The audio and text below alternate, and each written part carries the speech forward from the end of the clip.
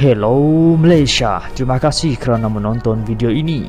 Sebelum kita mulakan video terbaru dari channel ini, anda dibenarkan untuk menekan butang like, menekan butang share, tekan butang subscribe untuk mendapatkan info-info terkini di dalam channel ini. Anda juga dibenarkan untuk tinggalkan komen anda kerana setiap daripada komen anda amatlah kami hargai. Terima kasih, selamat menonton. Dia layak duduk kat atas. Yang ini bila kita bincang ni tak, saya bimbang dengan cara PAS dia duk pelepah dengan orang budak-budak biasa sekarang ni. Sebab kalau tengok di media sosial di sebelah luar Kelantan, budak-budak akan selalu tanya, yalah tapi pimpinan PAS ni tak reti mentadbir. Tengok apa yang jadi kat Kelantan tu, berpuluh tahun tak selesai masalah, tak naik. Dia akan jawab apa dia, Ustaz? Yang ini dia jawab. Dia kata jadi menteri dan pemimpin ni tak perlu pandai, sebab dia boleh lantik pegawai-pegawai kerajaan semua untuk mentadbir bagi pihak dia. Kalau macam itu tak payahlah ni Amar jadi menteri, jadi exco. Baik lantik pegawai-pegawai je, jadi ganti tempat dia. Dan ini adalah masalah utama kenapa orang macam saya tak dekat dengan PAS. Sebab dia tidak meletakkan orang yang ahli dalam bidang dia di tempat yang penting, sehingga dia mula ada kesan kepada rakyat semata-mata kerana macam Cikgu Wan Rahim beritahu tadi, dia bila dah megah tu dia tak mau lepas. Siapa bila-bila dia tak mau lepas. Sebab seronok jadi wakil rakyat ni, seronok jadi exco ni. Dan kalau jadi ni Amar seronok duk ratik, bila aku nak jadi menteri besar lepas ni dia. Berapa penggar? 7 penggar. 7 penggar dah jadi wakil rakyat lah. Tok wakil pun dia, Adun pun dia, juru cakap air Kelantan pun dia. Ni dia nak jadi menteri besar, hak terakhir sekali ni lah.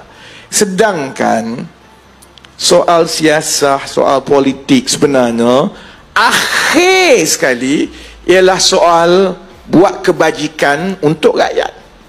Apa guna kita jadi, saya pun apa guna jadi menteri? Aku kalau 5 tahun tak berubah, saya pun tak nak sebenarnya. Baik saya balik jadi orang swasta, paling kurang saya boleh teruskan dengan syarikat saya di kaya raya. Tak pening kepala, tak payah nak bergaduh dengan Nik Amar, dengan Sanusi tiap-tiap minggu. Tak ada orang kacau saya. Tapi kita semua masuk politik kerana matlamat kita dan satu-satunya pelaburan kita dalam kubur nanti. Tambah orang macam saya, Ustaz. Ustaz tak apalah, tahfiz semua. Saya tak cukup benda tu. Orang macam saya, amalan yang nak bawa dalam kubur ni hanyalah dengan ilmu yang saya ada, pengalaman yang saya ada, bantu orang lain. Kalau kita bantu orang lain, adalah bahagian saya dalam kubur. Tapi benda tu saya tengok dah hilang dah. Yang itu yang saya sebenarnya, kalau orang tanya kenapa saya tak dekat dengan PAS, sebab itu.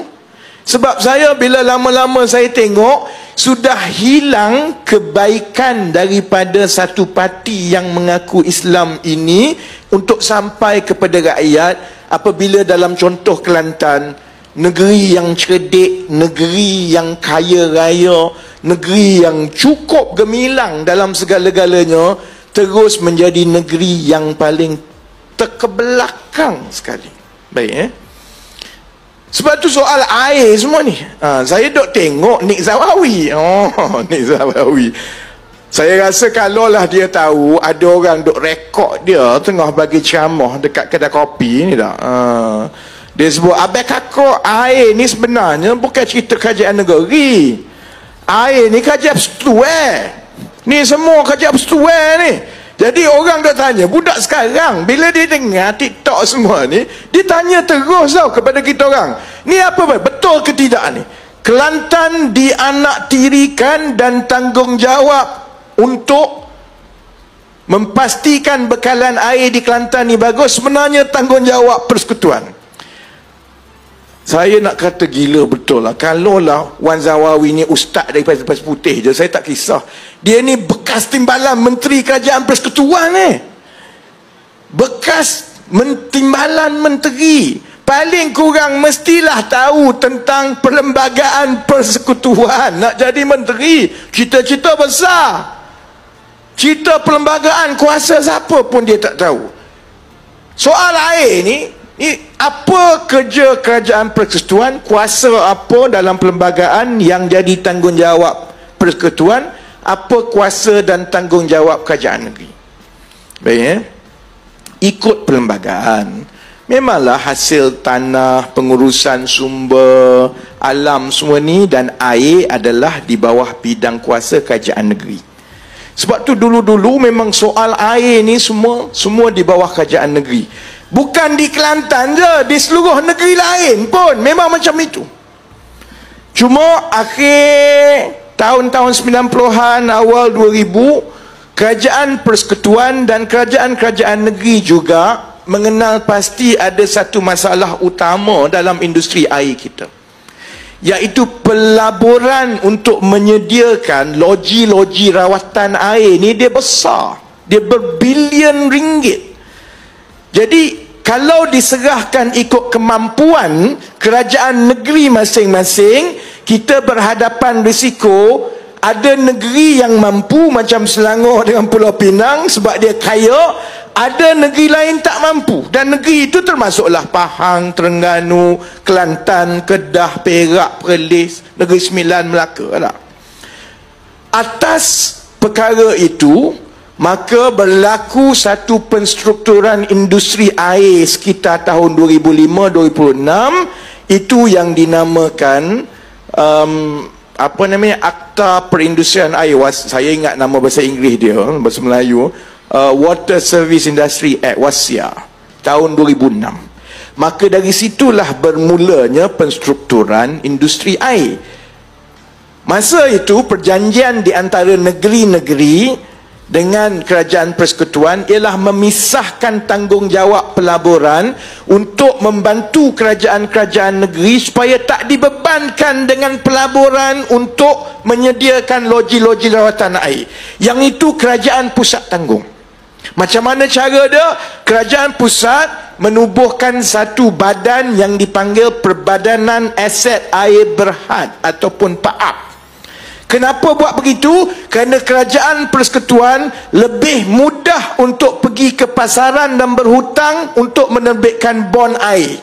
Nak buat satu loji rawatan, PAAP akan terbitkan bon hutang, kerajaan persekutuan jamin, dia boleh ambil 2 bilion, 3 bilion, duit itu kemudian dia digunakan wang persekutuan untuk bina loji-loji rawatan. Kerajaan negeri pula, tanggungjawab dia ialah menguruskan bekalan air. Bekalan maknanya dia akan sewa aset loji rawatan air yang telah dibayar oleh kerajaan persekutuan. Dia akan sewa macam sewa rumah lah. Dan daripada itu, tanggungjawab dia ambil sewa tu, ambil air tu, hantar ke orang, kemudian kutip duit, kemudian pastikan duit yang dikutip itu cukup untuk dia bayar balik sewa. Model itulah yang diguna pakai di seluruh Malaysia kecuali Sabah dan Sarawak. Model itulah yang ada di mana-mana. Tak timbul langsung soal Kelantan ini dia nak dirikan, tak ada. Yang itulah benda layanan yang sama kepada setiap kerajaan negeri, bahawa komitmen daripada kerajaan persekutuan bila ada keperluan untuk loji rawatan air yang menelan belanja berbilion ini, itu akan ditanggung oleh kerajaan persekutuan. Tapi tanggungjawab kamu kerajaan negeri, terutamanya oleh kerana kamu yang kutip bil, bukannya kerajaan persekutuan. Yang kutip air ni syarikat air Kelantan, syarikat air Terengganu, syarikat air kalau di air Selangor. Yang kutip hasil ni ialah kerajaan negeri. Maka kalau dia uruskan dengan baik, hasil itu adalah mencukupi